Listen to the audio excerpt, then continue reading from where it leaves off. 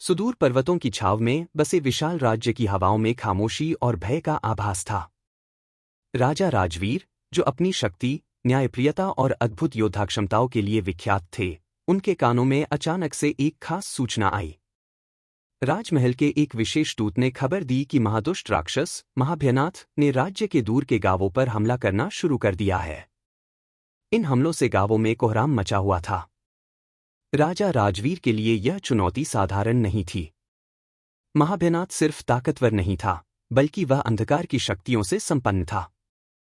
उसके पास अदृश्यता की शक्ति थी और उसके साथ अनेक छोटे राक्षस और जीव जंतु थे जो उसके इशारों पर चलते थे। अपने राज्य के लोगों को सुरक्षा देने का वचन राजा ने खुद से किया था। इस वचन को निभाने के लिए उन्हें इस राक्षस का सामना करना ही होगा। राजा ने अपने सबसे विश्वासपात्र मित्र और सलाहकार सुदर्शन से मंत्रणा की। सुदर्शन ने सलाह दी, महाभयनाथ को हराने के लिए सिर्फ बल नहीं, अपितु असीम साहस और गहन आत्मबल की आवश्यकता है। हमारे पूर्वजों की धरोहर सिद्धगिरी पर्वत पर एक दिव्य तलवार है जो विशेष शक्तियों से संपन्न है। यदि आप वह तलवार प्राप्त कर लेते हैं तो महाभयनाथ को हराने की संभावना बढ़ जाएगी। राजा ने तलवार पाने का निर्णय लिया और अगले दिन ही अपनी साहसी सेना के कुछ सदस्यों के साथ सिद्धगिरी पर्वत की ओर निकल पड़े। यात्रा कठिन और खतरों से भरी हुई थी। मार्ग में कई अदृश्य बाधाओं और रहस्यमयी वनस्पतियों का सामना करते हुए उनका आत्मबल बार बार उनकी परीक्षा ले रहा था। जैसे जैसे राजा राजवीर और उनकी सेना पर्वत के नजदीक पहुंचे, उनकी यात्रा और कठिन होती गई।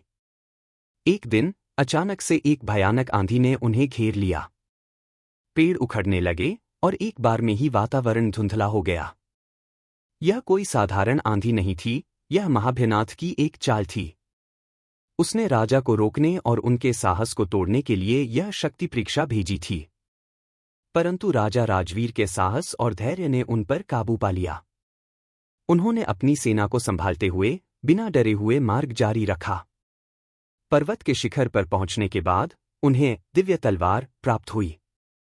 परंतु जैसे ही राजा ने तलवार को उठाया, महाभयनाथ प्रकट हुआ।